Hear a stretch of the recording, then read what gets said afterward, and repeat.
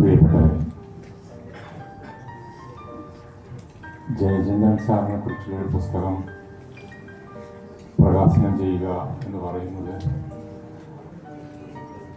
കുറ്റകരമായ ഒരു ദൗത്യം എന്നേ എനിക്ക് തോന്നുന്നുള്ളൂ. കാരണം അദ്ദേഹം തീർച്ചയായും ഇതിനോട് യോജിക്കില്ല എന്നെനിക്കറിയാം. വേദികൾ പങ്കുവയ്ക്കുക എന്ന് പറയുന്നത് കടുത്ത വിയോജിപ്പോടെ നടത്തിയിരുന്ന ഒരാളാണ് ജയചന്ദ്രൻ. അപ്പോൾ അദ്ദേഹത്തിൻ്റെ സാന്നിധ്യമില്ലാതെ അദ്ദേഹത്തിൻ്റെ പുസ്തകം ഈ മഹാരഥന്മാരുടെ മുന്നിൽ ഇരുത്തിക്കൊണ്ട് പ്രകാശനം ചെയ്ത ഒരു അനുഭവം എനിക്കുണ്ട്. അങ്ങനെയുള്ളൊരു മനുഷ്യനെ കുറിച്ചൊരു പുസ്തകം പ്രകാശനം ചെയ്യുക എന്ന് പറയുന്നത് തീർച്ചയായിട്ടും ഒരു അപരാധമാണെന്ന് എനിക്കറിയാം. മലയാളിയുടെ മനസ്സിൽ നിന്ന് വിസ്മൃതിയിലേക്ക് വിടുക എന്ന് പറയുന്നത് അതിനേക്കാൾ കുറ്റകരമായ ഒന്നാണ് എന്നുള്ളത് കൊണ്ടാണ് ഇതിൻ്റെ ഭാഗമാവാൻ എനിക്ക് സന്തോഷമുള്ളത്.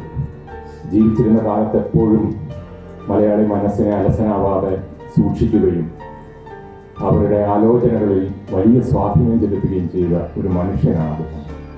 അതുപോലെ തന്നെ എഴുത്തുകാരെ അലസനാക്കാതെ നിലനിർത്തി എന്നുള്ളതാണ്. എനിക്ക് പോലും പറഞ്ഞിട്ടുണ്ട്, അദ്ദേഹത്തിൻ്റെ വാരാണസി ജയചന്ദ്രനാരുടെ പ്രേരണ ഇല്ലായിരുന്നെങ്കിൽ എഴുതുകയില്ലായിരുന്നു. ടി പത്മനാഭന് മറുപടി ജയചന്ദ്രൻ നായർ പറഞ്ഞില്ലായിരുന്നെങ്കിൽ ഞാൻ കൊടുക്കില്ലായിരുന്നു എന്ന് പറഞ്ഞിട്ടുണ്ടാണ്. എം ടി പോലുള്ള എഴുത്തുകാരെ പോലും അലസതയിൽ നിന്ന് മാറ്റി എത്രയോ മനുഷ്യരെ. എന്തിനാണ് നിത്യജീവനെഴുതി കോളം എഴുതിയത്? ഒ വി വിജയൻ എന്തിനാണ് കോളം എഴുതിയത്? കമലദാസ് എന്തിനാണ് കോളം എഴുതിയതെന്ന് ചോദിക്കുമ്പോൾ അതിൻ്റെയൊക്കെ ഉത്തരം എസ് ജയചന്ദ്രൻ നായർ എന്ന മനുഷ്യൻ്റെ ഒരു പത്രാധിപരുടെ പ്രേരണയാണ് എന്നുള്ളതാണ്. ഇവിടെ ഇരിക്കുന്ന വലിയ എഴുത്തുകാരൻ, മിക്കവാറും പേര് എഴുത്തുകാരായതിൻ്റെ പുറകിൽ ആ മനുഷ്യൻ്റെ വലിയൊരു പ്രേരണയുണ്ട്.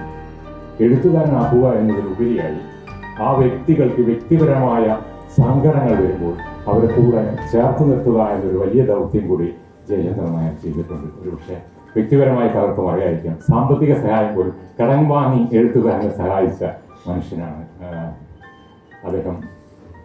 തീർച്ചയായിട്ടും വലിയ രീതിയിൽ രാഷ്ട്രീയക്കാർ ആശങ്കയോടെ കണ്ട ഒരു പത്രാധിപർ കൂടിയാണ്. എനിക്ക് വ്യക്തിപരം അറിയാം, വളരെ പ്രസിദ്ധരായ 2-3 രാഷ്ട്രീയക്കാരെങ്കിലും അവരെടുത്ത നിലപാടിൽ ജയചന്ദ്രൻ നായർ എഡിറ്റോർ എന്തായിരിക്കുമെന്ന് വ്യക്തിപരമായി പോലും അന്വേഷിച്ച അനുഭവങ്ങൾ ഉണ്ടായിട്ടുണ്ട്. വലിയ മനുഷ്യരാണ് അവർ. അവർക്ക് ഭീതിയുണ്ടായിരുന്നു. ഒരു കാലത്തെ രാഷ്ട്രീയക്കാരുടെ ഇടയിൽ അവർ ചെയ്യുന്ന രീതികളെ ചോദ്യം ചെയ്യാൻ ഒരാളുണ്ട് എന്ന്, ഒരു ഒറ്റയാൾ പ്രതിപക്ഷമായ ഒരു പത്രാധിപരുടെയുണ്ട് എന്ന വലിയ ഒരു ഉത്തരവാദിത്വം ഏറ്റെടുത്ത ഒരു വലിയ മനുഷ്യനെയാണ് നമ്മൾ ഓർക്കുന്നത്. അദ്ദേഹത്തെ വിസ്മൃതിയിലേക്ക് വിടുന്നുണ്ടെങ്കിൽ അത് പുതിയ കാലഘട്ടം എങ്ങനെയാണ് ചിന്തിക്കുന്നത് എന്നും അവരുടെ മൂല്യബോധത്തിലേക്കുള്ള ഒരു നിഴലായി പോലും നമ്മളതിനെ കാണണം എന്നാണ് ഞാൻ കാണുന്നത്. എനിക്കും വ്യക്തിപരമായി 1984 തൊട്ട് മരണം വരെ അദ്ദേഹത്തെ അറിയാം. വലിയ നഷ്ടം വ്യക്തിപരമായതുകൊണ്ട് പല